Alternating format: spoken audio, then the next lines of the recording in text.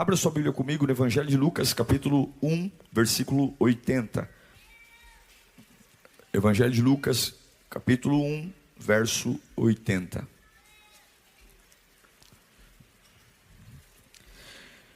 Eu gosto muito de algumas fotos. Tem pessoas que têm vergonha, né? Da trajetória, do caminho. Vai falar, não, tira essa foto, olha como eu estava horrível, olha como minha roupa. Mas eu particularmente, eu gosto de muitas fotos. Você que me acompanha no Instagram ou no Facebook, você vai ver que vira e mexe eu coloco fotos ou vídeos do começo da igreja, lá na Surucuás, na Campanella. Por quê? Porque a preparação, a fase da preparação, ela é muito importante. Um dia vai fazer sentido. Então, a gente não dá muito valor para o hoje, mas, por exemplo, você que acabou de abrir uma empresa, um comércio, tira foto, registra. Você que começou com um carrinho de trufa, de cachorro-quente, vai lá atrás do carrinho, tem humildade, bate umas fotos, faz uns vídeos. Nós precisamos aprender a registrar os nossos começos. Um dia, tudo vai fazer sentido. Um dia você precisa ensinar as pessoas que o que você tem não veio do dia para a noite.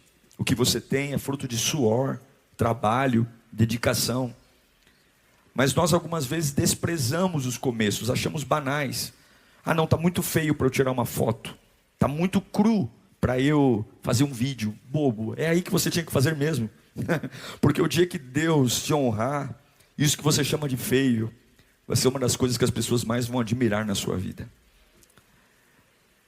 Fala para o seu irmão, você não está escondido. Você não está esquecido. E Deus não perdeu o controle. Lucas 1,80 diz assim: o menino crescia e se fortalecia em espírito. Esse menino está sendo, o menino de fato do texto é João Batista. Ele viveu no deserto até aparecer publicamente a Israel. Vamos ler juntos no 3, na mesma versão aqui do painel? 1, 2, 3. O menino crescia e se fortalecia em espírito. Ele viveu no deserto até aparecer publicamente a Israel. Curva a sua cabeça. Senhor Jesus, nós te pedimos, passeia entre nós, manifesta a tua glória entre nós, que enquanto eu escute tua voz, toca nas áreas mais importantes da minha vida, encha-me do teu espírito, renova a minha vida, limpa os meus pensamentos, mostra-me a tua vontade. Ó Deus, acorda-me para as áreas que eu estou simplesmente sonso, ignorando. Mostra-me a tua glória, em nome de Jesus. Amém. Esse texto de Lucas 1,80, se fôssemos parafraseá-lo, era como se o autor dissesse: e o menino esteve anônimo, escondido, até o dia da sua manifestação. E o menino cresceu escondidinho, de boa. Mas enquanto ele estava escondido, o texto diz que ele crescia e se robustecia, se desenvolvia no espírito até o dia que Deus o manifestou. João Batista. O texto me diz de algo que normalmente eu não gosto. Deus trabalha com preparação. Deus não improvisa, Deus prepara. Deus prepara para manifestar. Eu vou dizer de novo. Deus prepara para manifestar. Deus trabalha com preparação. O texto está dizendo. O autor não precisava mencionar isso, mas diz que João ficou escondido no deserto, trabalhando o seu espírito, crescendo no espírito, até o dia que Deus o manifestou. E ele foi um grande homem usado por Deus. Quando Jesus começa o ministério com 30 anos, João Batista já era o grande João Batista. João já batizava, por isso João Batista, já tinha discípulos, e ele preparava o caminho do Senhor. Mas esse grande João Batista, que tinha coragem de apontar o dedo na cara dos fariseus, chamando os fariseus de raça de víboras, esse camarada não veio do nada. Ele não nasceu do nada. Essa autoridade não veio porque ele tinha um temperamento colérico, ou porque João Batista era cabra macho. A verdade é que tudo aquilo que ele manifestou, Deus o preparou no secreto. Deus o preparou na intimidade. Eu sei que numa fase como a nossa, de rede social, de fotos, a gente tem muita pressa sempre. Mas algumas vezes Deus precisa me esconder para me preparar.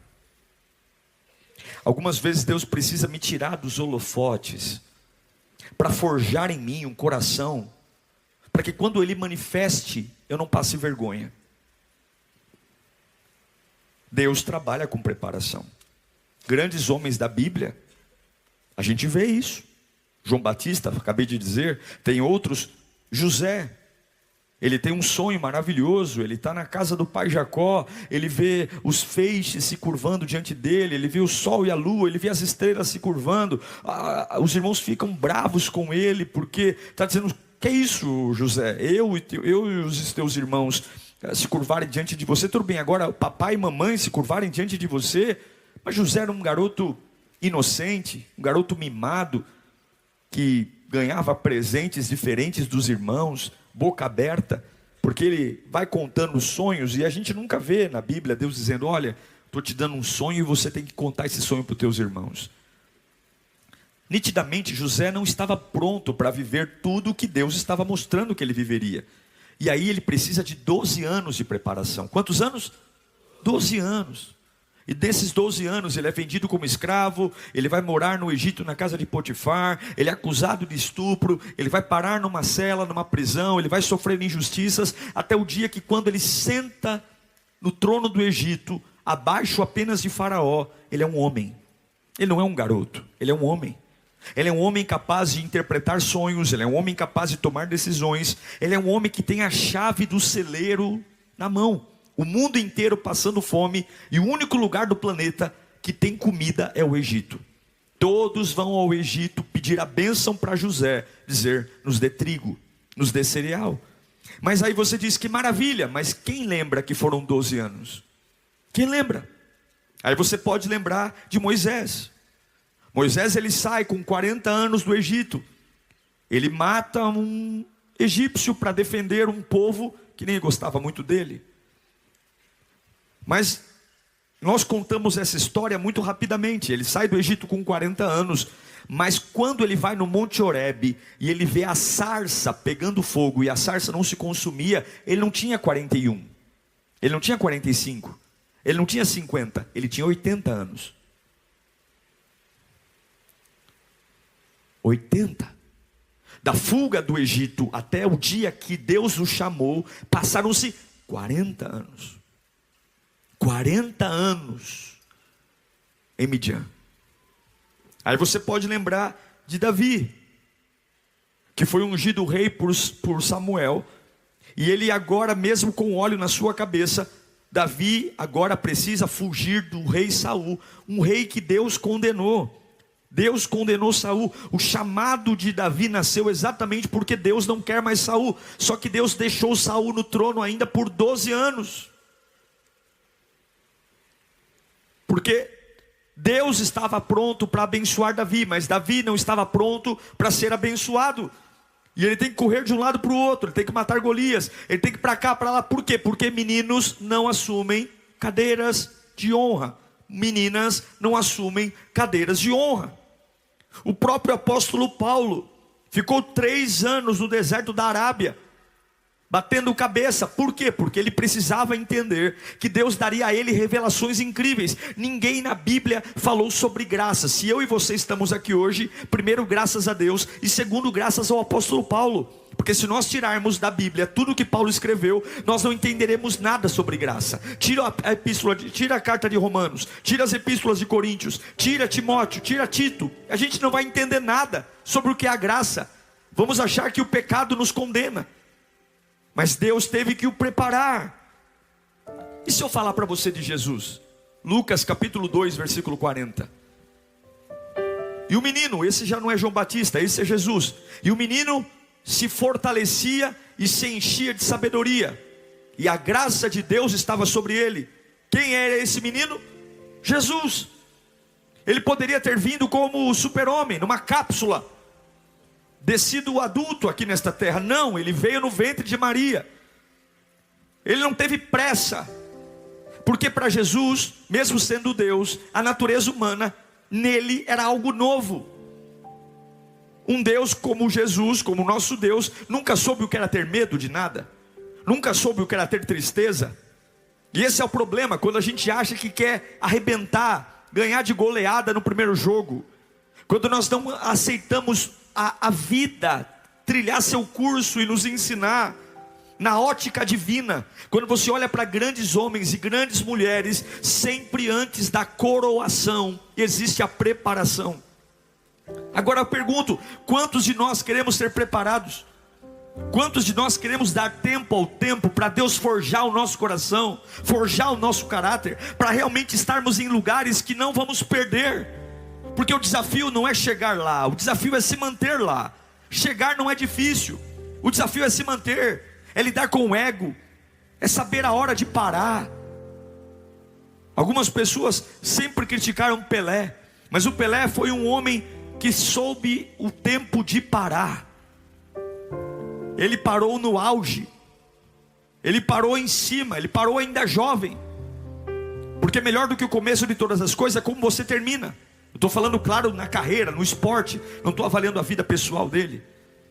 Mas tudo que há no reino de Deus, na ótica divina, você precisa de uma preparação, de uma santificação para a coroação. Isso acontece na igreja, isso acontece no ministério, isso acontece na empresa, isso acontece na família. Não existem resultados duradouros sem a preparação. E como é que Deus nos prepara? Deus nos esconde. Deus nos esconde. Mas esconder é diferente de esquecer. O fato de Deus nos esconder não significa que Ele esqueceu de nós. Porque a Bíblia deixa muito claro o problema da pressa. Salomão fala disso como ninguém. Provérbios 21, versículo 5. Os pensamentos do diligente, ou os planos do diligente, levam à fartura. O que é o diligente? O cuidadoso. Mas o apressado sempre acaba onde? Na miséria, na pobreza. É como se Salomão dissesse: ei, não busque atalhos, não apresse aquilo que leva tempo, não queime etapas, não queira dar uma desperto com aquilo que você não é preparado para fazer. Chegar rápido demais pode ser a sua perdição. Crescer rápido demais pode ser a sua destruição. Esta semana eu estava vendo um trecho de um podcast de um homem que recebeu uma indenização da Camargo, sei lá qual é o nome da empresa. Ele recebeu quase 400 mil reais, e ele dizia lá, o coitado, a mulher perguntou: quanto o senhor recebeu? Ele disse: eu recebi quase 400 mil reais. E aí ela disse: o que você fez com o dinheiro e quanto tempo você gastou o dinheiro? E ele disse: eu gastei os 400 mil reais. Era um coitado, você olhava para ele, você via que era um trabalhador que ganhava, sei lá, um salário mínimo. Ele teve uma chance de ouro. Uma pessoa inteligente com 400 mil reais na conta, ela dobra esse dinheiro, ela dobra esse valor. Ou ao menos ter pedido ajuda para alguém que entendesse, ou colocado pelo menos numa conta bancária que daria pelo menos mais que um salário mínimo por mês de rendimento. Mas não, ele olha para o entrevistador e diz: eu gastei em 20 dias. E ela diz: você torrou 400 mil reais em 20 dias com o quê? Ele vai dizer: com farra, com mulher, com viagens. Ele não comprou um bem material, ele não fez um curso, ele não agregou um valor, ele gastou. Por quê? Porque é isso. Aqueles que querem ter ele queria ter uma vida de rico, ele queria ter uma vida de luxo, sem estar preparado para isso, e ele perdeu tudo. Olha o que a Bíblia diz em Provérbios 25, 8. Não leve precipitadamente ao tribunal, pois o que você fará depois de tudo, se o seu próximo o envergonhar? Em outras palavras, não fale rapidamente as suas opiniões, não acuse ninguém rapidamente, não tenha opiniões formadas sobre nada rapidamente, fique quieto. A pergunta que Deus manda eu te fazer hoje: você está preparado para aceitar a preparação de Deus? Ou você está tentando antecipar algo que deveria ser trabalhado com cuidado? Meus irmãos, Deus não é pego de surpresa.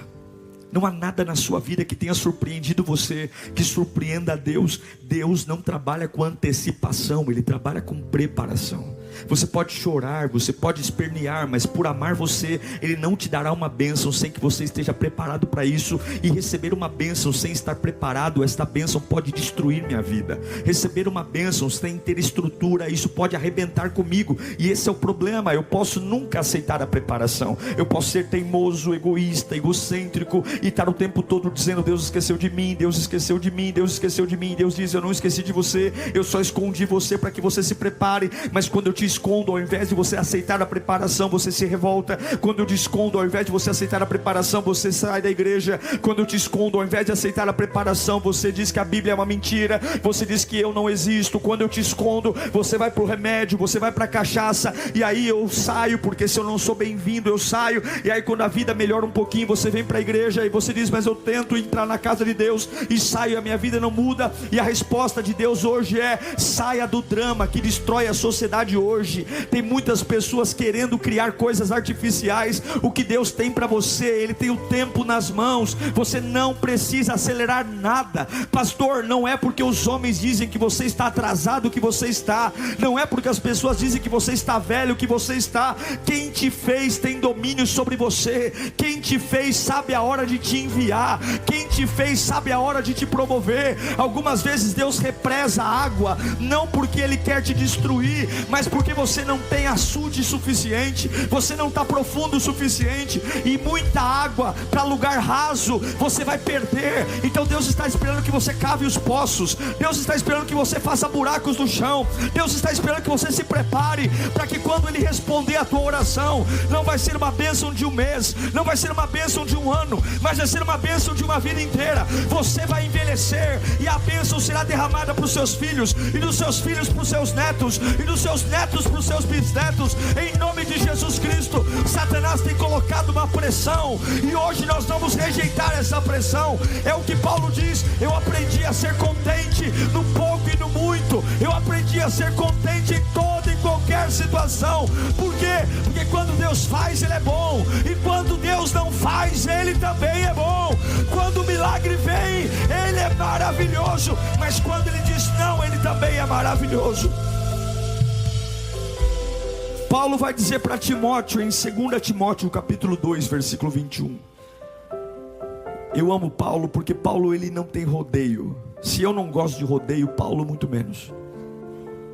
Paulo vai dizer para Timóteo: ó Timóteo, se alguém se purificar dessas coisas, será instrumento para propósitos especiais, santificado, útil para o Senhor e preparado para toda obra.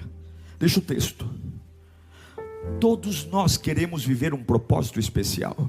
Todos nós queremos ser útil e preparado para a boa obra. Mas como é que o texto começa? Há uma condição, não tem uma condição? Se alguém se purificar destas coisas, se alguém se permitir ser trabalhado. Se eu contar para você, eu tenho propósitos especiais, eu sei que você tem também. Mas santifique-se antes de ser. Santifique-se. Tenha a certeza de que se Deus fizer o que você pede, você vai ser melhor diante de Deus e não pior. Santifique-se. De que se Deus realmente abrir essa porta que você quer, dobrar o faturamento da tua empresa, que você não vai virar um besta, um exibido, um nojento, metido, mas que você vai ser ainda mais servo. Certifique-se de que se Deus der essa pessoa para você, que você quer casar, que você quer namorar, que você não vai deixar que isso afete a sua comunhão com Deus em nada.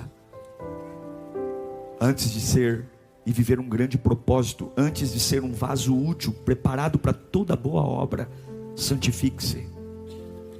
E algumas vezes Deus precisa nos esconder para nos santificar. Porque como é que o homem se move? O homem se move na dor. Não venha olhar para mim e dizer que não é bem assim, porque a gente sabe como funciona a vida do ser humano. Quanto mais nos aperta, mais nós queremos Deus. Nós temos muita dificuldade com o sucesso, temos muita dificuldade com a época das vacas gordas, mas na época das vacas magras, meu Deus do céu, a gente chora, a gente se quebranta, a gente lê a Bíblia, a gente é uma bênção. Parece que o mal nos faz mais bem do que o bem. Parece que a tragédia nos aproxima mais de Deus do que o sucesso. E isso é fruto do pecado, infelizmente. Porque quando estamos no meio de uma situação que não temos resposta, a nossa carne fica fraca. E quando a nossa carne está forte, ela quer gritar mais alto do que o Espírito. Mas se hoje você está aqui, pastor, eu vim fazer uma campanha na Líria, eu estou vindo da Zona Sul, da Zona Oeste, eu estou vindo de longe, olha, eu estou vindo aqui, graças a Deus. Antes de você querer que Deus faça o que você quer, santifique-se, limpe sua vida, afaste-se do pecado, afaste-se daquilo que entristece o Espírito Santo, porque um vaso mal preparado, ele quebra no calor das provas da vida. Um vaso mal preparado, ele racha quando a temperatura aumenta. Mas um vaso forjado na mão do oleiro, pode ter a temperatura que for, ele não trinca, ele não racha, ele não quebra. E Deus está te preparando para uma obra que você não vai ser envergonhado. Eu conheço muitas pessoas que decolaram, começaram muito bem e hoje estão à deriva, morrendo pelos cantos. E eu conheço que outros que começaram na humildade, começaram na simplicidade, fazendo a lição de casa, porque quem faz lição de casa passa na prova. Quem faz lição de casa passa na prova, tá entendendo? Não dá para colar na prova, uma hora o professor pega, tem que fazer lição de casa. Fala comigo, quem faz lição de casa passa na prova. Tem que esperar a preparação. Deus não esqueceu de você. Agora tem uma coisa pior do que não saber esperar. É quando eu me permito viver o que eu peço para Deus de forma artificial. Então eu tenho pedido a Deus um crescimento, e como eu acho que Deus não está me fazendo crescer, eu crio esse crescimento de forma artificial. Eu me ajunto com pessoas indecentes, eu me submeto a fazer coisas que vão contra o caráter da vontade de Deus para eu crescer. Lembra de Abraão? Deus deu uma promessa que ele seria pai de uma grande nação. Mas Sara não fica grávida, Sara não fica grávida, Sara não fica grávida. E de repente ele achou que ele poderia ajudar a Deus. A própria Sara diz: olha Abraão, eu tenho uma serva aqui chamada Agar, e você deita com ela, e esse filho que você vai gerar na escrava é o filho da promessa. Mas não é. Deus não precisa de ajuda. Deus não é um velho gagá que está no trono cochilando. Deus não é um velho gagá com Alzheimer que fala uma coisa um dia e no outro dia não lembra. Deus é Deus, Ele é perfeito, Ele é soberano. O que Ele falou, Ele vai cumprir. Ele não é filho do homem para mentir, nem para se arrepender. Se Ele falou, Ele vai cumprir. Se Ele não fez ainda, é porque não é a hora, não é o tempo. Aprenda a esperar. E aí Abraão vai lá, se deita com Agar, e hoje a gente olha. Por que é essa guerra no Oriente Médio? Os palestinos contra os judeus. Os palestinos descendentes dos ismaelitas, e os judeus descendentes de Isaac, os dois filhos de Abraão. E não foi só Isaac que recebeu uma bênção de ser uma grande nação. Deus abençoou Ismael também. Deus disse que os descendentes de Ismael seriam fortes, seriam fecundos, seriam abençoados. Então eu tenho dois povos abençoados e fortes. E sabe quando vai acabar essa guerra? Nunca. Só quando Jesus voltar. Por quê? Porque Abraão achou que poderia dar uma força para Deus. Não tem clareza? Não faça. Está angustiado? Não vá. Está em dúvida? Não é de Deus. O que é de Deus, você pode estar debaixo de uma pancadaria dos infernos, mas você dorme, você tem paz, você descansa. Você não fica com um louco falando um monte de coisa aleatória. Você não fica sentado enchendo a paciência das pessoas que moram com você. Você não fica tirando os outros do nervo. Acorda igual um louco, fala da mesma coisa o dia inteiro. O que vem de Deus pode ser estranho, pode ser confuso. Você pode não ter todas as respostas, mas você dorme em paz, você come em paz, você trabalha em paz. Dá uma sensação de medo, mas o Espírito te abraça em nome de Jesus. Se você não sabe lidar com os problemas de hoje, quem é você para querer que Deus te dê mais? Aprenda a vencer as batalhas de hoje e diga: Senhor, eu sei que o Senhor não esqueceu de mim, e se o Senhor está me escondendo, eu estou pronto para ser preparado. A Bíblia mostra homens que queriam ser usados por Deus, mas não era a hora. Jeremias capítulo 23, versículo 21, olha o texto. A Bíblia é mais atual que o jornal de amanhã. Olha o que diz: não enviei esses profetas. Deus está falando: Eles estão profetizando, eles estão lá, eu profetizo, mas o que a Bíblia diz? Eu não enviei esses profetas, mas eles foram correndo levar a minha mensagem. Não falei com eles, mas eles estão profetizando. Eu fico pensando, o que um profeta que não falou com Deus está profetizando? Imagine a responsabilidade. Quantas pessoas estão ouvindo a profecia dele, tomando para si como se fosse de Deus, e Deus dizendo, eu não tenho parte nisso. Põe o próximo texto. No entanto, se eles tivessem comparecido ao meu conselho, teriam anunciado as minhas palavras ao meu povo, e teriam feito que se convertessem do seu mau procedimento e das suas más obras. Olha o que Deus diz: sou eu apenas um Deus de perto? Declara o Senhor. Não também um Deus de longe?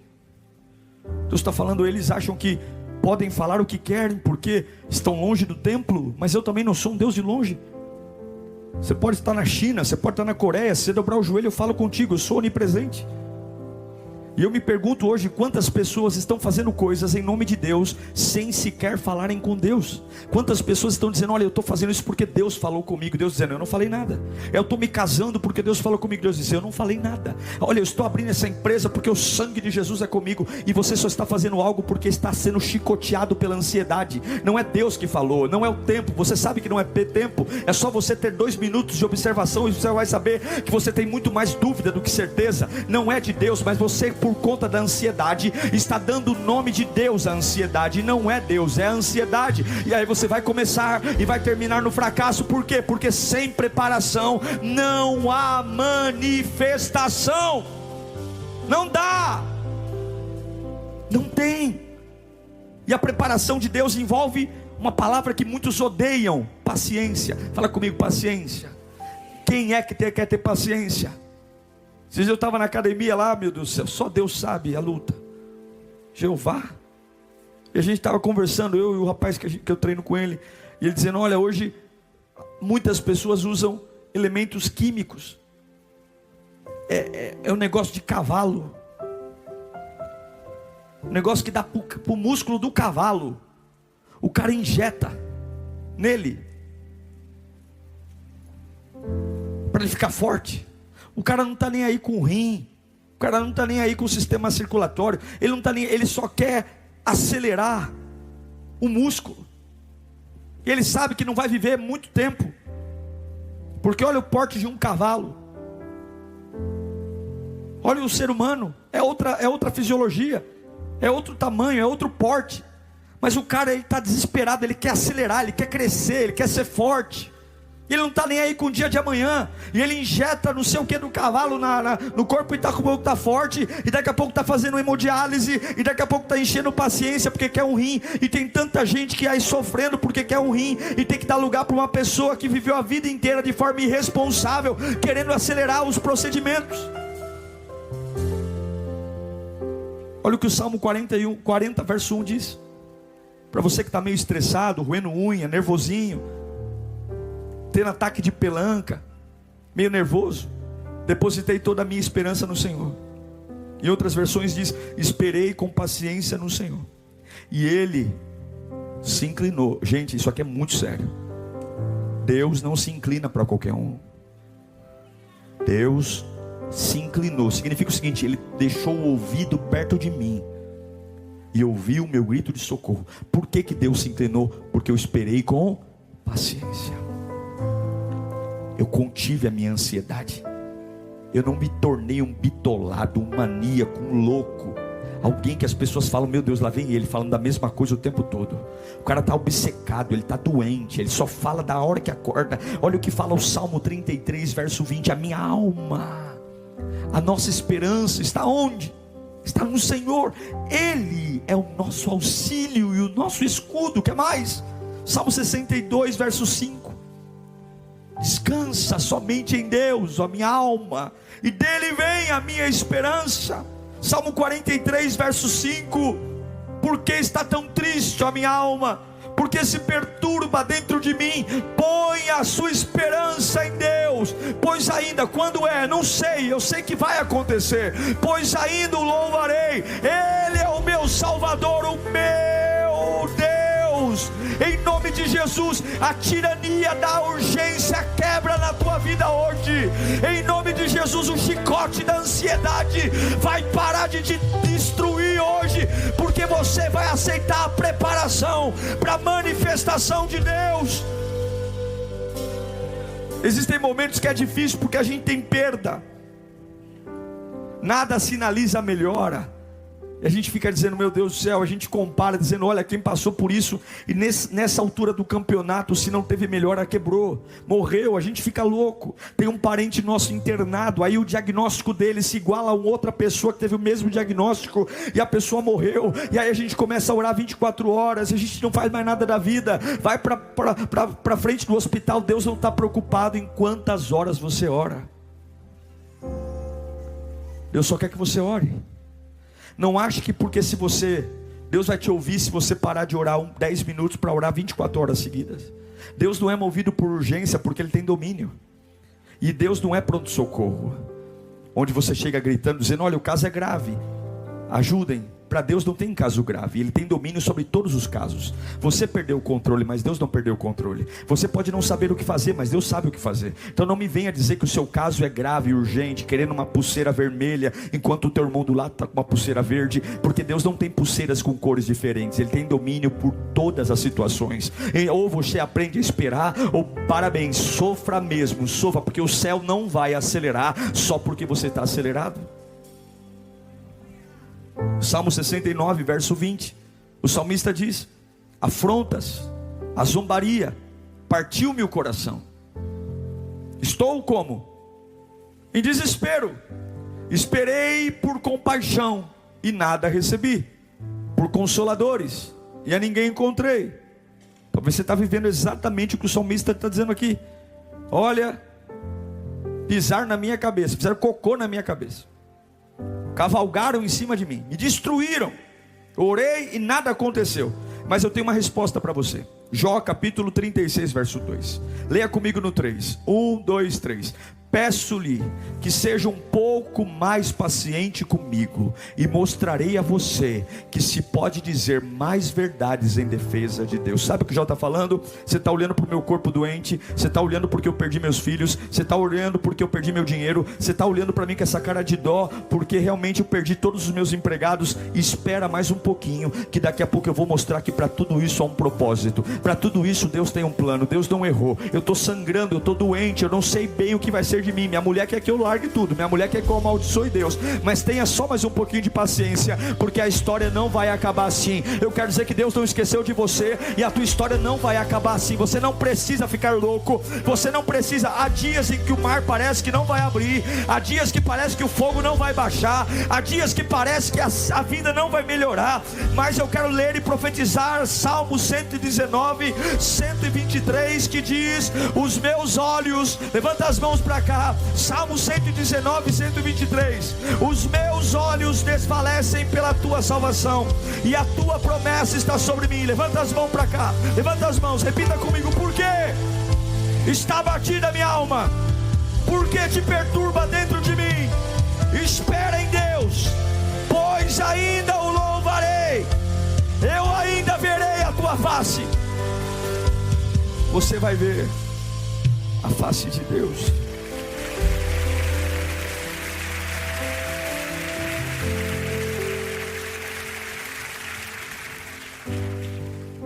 Você precisa ter paciência, irmão.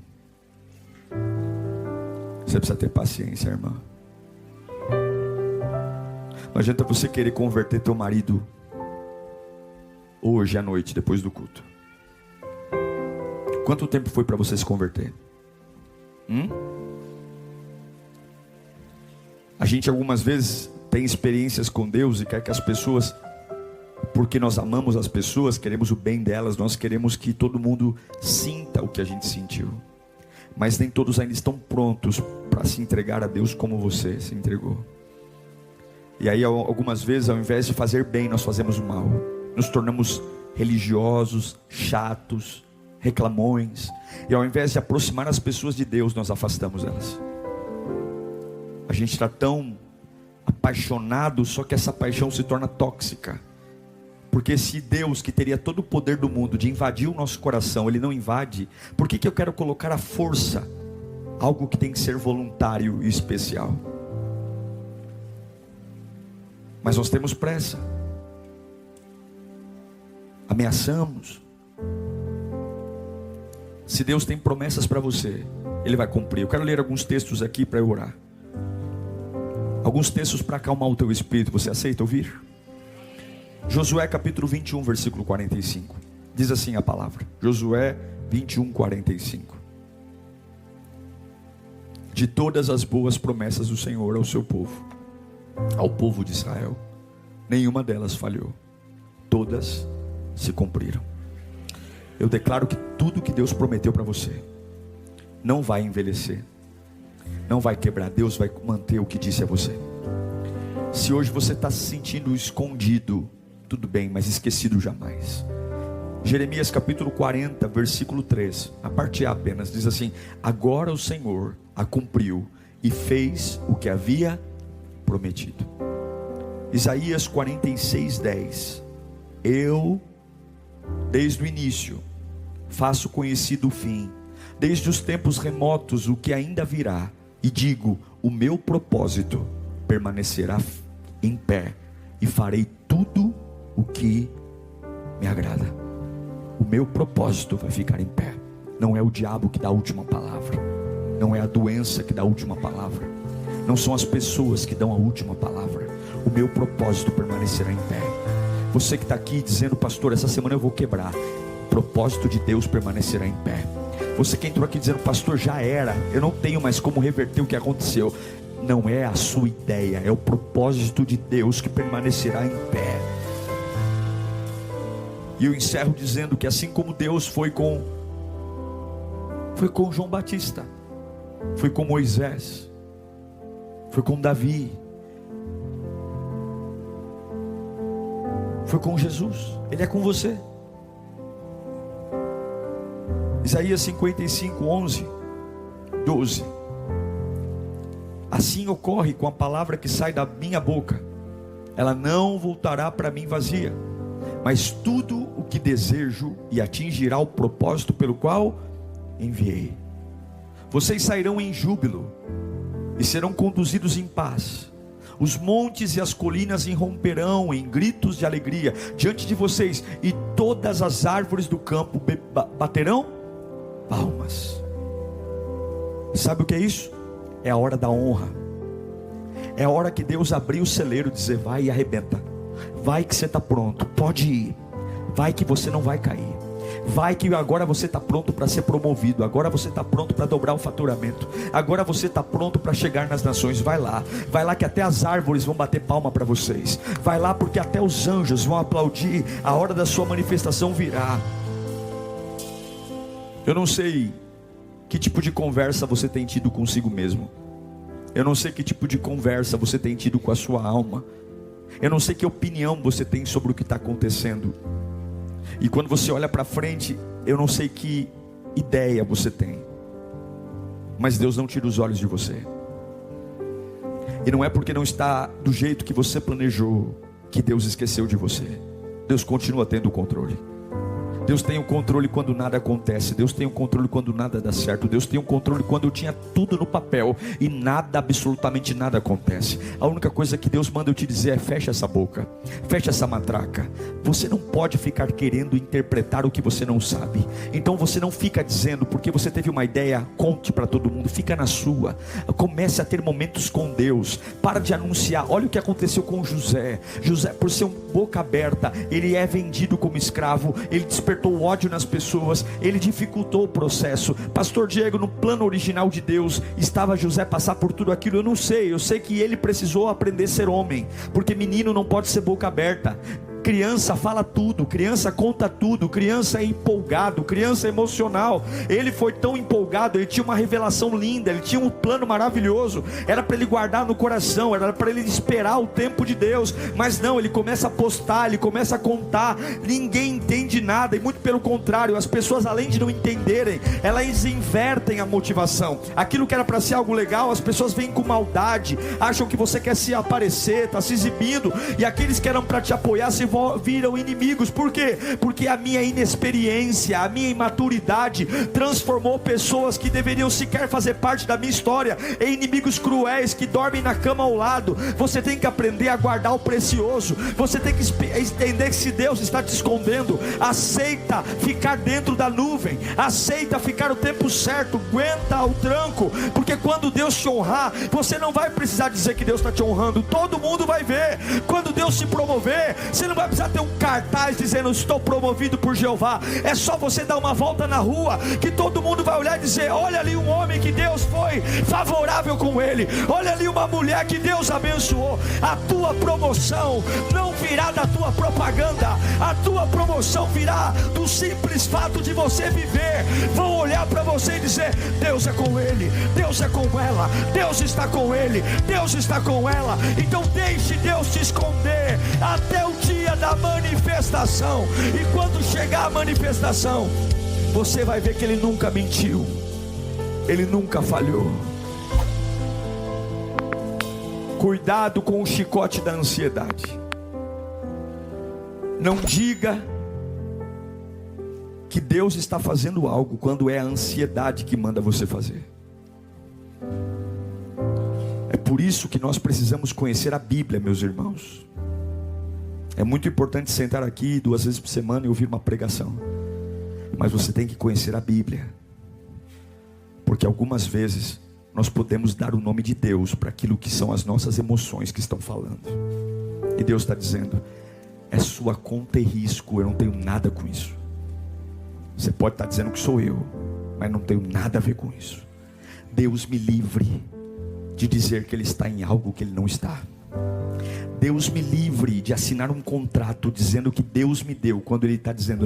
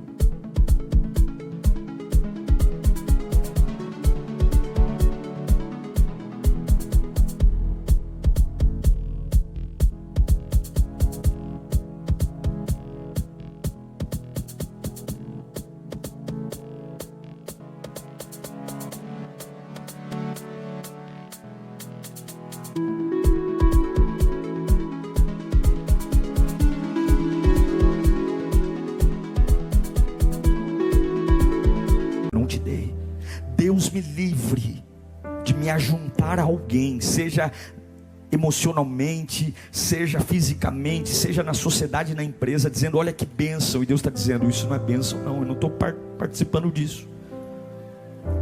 O que eu tenho que fazer? Espere, porque o que vem de Deus, você vai saber que vem dele, você vai saber. O meu Deus não é Deus de mistério, meu Deus é Deus de revelação. Ai pastor, Deus me deu um sonho. Só não entendeu o sonho na Bíblia Faraó. Homem de Deus entende sonho. Deus não é burro. Deus não vai falar com você em sonho para você não entender. Você acha que Deus faz jogos com a gente? Você crê num Deus que faz joguinho? Você acha que Deus fica sentado no trono olhando para Jesus dizendo, vamos fazer um jogo lá de mistério, detetive? Você acha que Deus já não sabe que o diabo quer nos destruir? O meu Deus não é Deus de mistério, é Deus de revelação. O que vem de Deus é cristalino, o que vem de Deus é claro, o que vem de Deus é compreensível, o que vem de Deus é aceitável. Então se você está vendo uma vida, então falando, Deus está falando, mas eu não entendo nada, é um cavaleiro, eu não sei o que, repreenda tudo, diga, Senhor, se o Senhor não falou nada, eu vou fazer como o Senhor falou com o povo hebreu, porque clamas a mim, diga ao povo que marche, marche. Você não entendeu? Continua servindo. Entendeu? Sirva.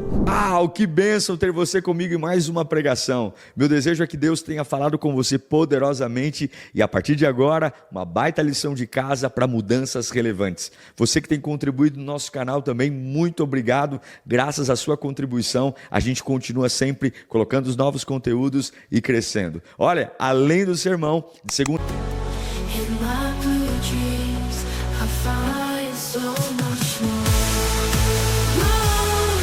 Blue dreams where the sky